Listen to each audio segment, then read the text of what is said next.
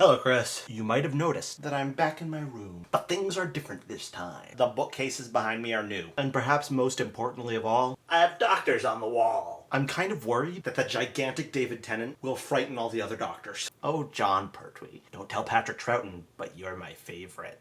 Videobloggery. I am glad that you and everyone else liked my song. And your song was amazing. And actually written by you. But my video did take a lot of work, so I'm glad people enjoyed it. If you haven't seen Chris's song yet, click on Peter Davison to go see it now. Or you can click on Tom Baker to see my song. Anyway, unless I'm mistaken, that song was the first time I've ever talked, or sang, about Doctor Who on Videobloggery. Which is odd, because as my Twitter followers all know, I talk about little else. But I have tried to avoid talking about it here, so as not to alienate the people who aren't obsessed with Doctor Who. The not we, as it were. But I do want to say something. Not about Doctor Who, but about its spin-off, Torchwood. Now, Chris, I know you've only seen some of Torchwood, but you know as well as I do that it's not always the greatest show ever. In fact, it's sometimes downright bad. But the third season, which is a single 5-part story, entitled Children of Earth, well, all I can say about that is, I think everyone had better watch it. When it's on in their own country, of course. For America, that would be every weeknight, Monday through Friday, during the week of July 20th, on BBC America. And to make it even easier to see, the DVD is out the very next week, on the 28th. I won't say any more, other than just watch it. Sorry, had to get that out of the way. So about this car you're thinking of buying, I think you already know what I'm going to say. You don't need to buy a new car. You need to buy a new computer. Now, you know cars aren't really my thing, and computers aren't really my thing either, although they are slightly more my thing than your thing, so maybe I'm biased in favor of computers over cars, as far as major purchases are concerned. But you know what? If you think long and hard about it, you will probably agree with me. With the money it would cost to buy that car, you could buy several of my computer. I'm not sure why you would want several of my computer, but one new computer would bring you a lot more practical value than that car. Your computer's a bit old. It's not great for gaming, and you've already expressed dissatisfaction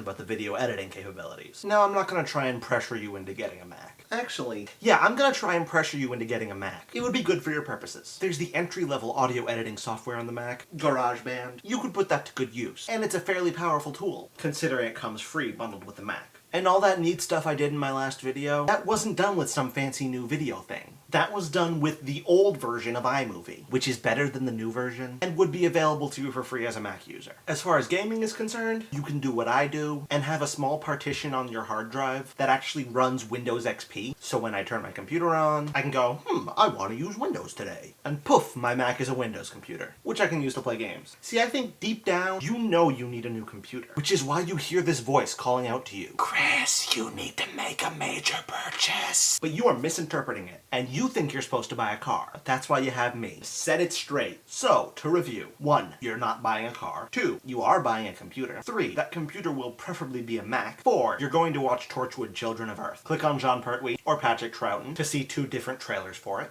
And 5, you're gonna post a video by Wednesday at 8 p.m. Or else you have to film an entire Videobloggery while being buried up to your neck in sand. That may sound rather harsh, but you did try to make me go see Transformers 2, so you ain't got nothing to complain about. See you later. Have a nice breakfast.